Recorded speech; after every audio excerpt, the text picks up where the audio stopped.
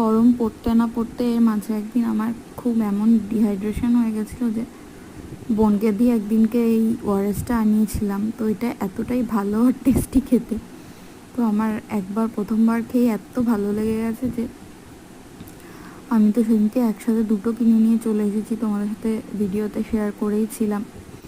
তো এবারে কালকেও রাত্রিবেলা ওরকম খুবই মানে যা হয় গরমকালে তো তেষ্টাটা বেশি পায়, আর আমার এমনিতেই জলের তৃষ্ণাটা বেশি, তো গরম পড়লে আরও বেশি করে জল তেষ্টা পায়।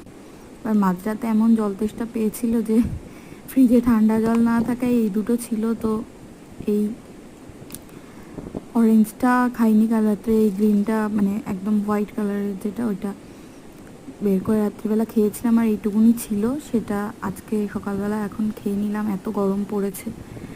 আর অরেঞ্জটা তো আজকেই খুললাম, তো খুলে একটুখানি খেলাম। ওটা অরেঞ্জটা আমি আগে খেয়েছি, ওটাও খুবই ভালো খেতে।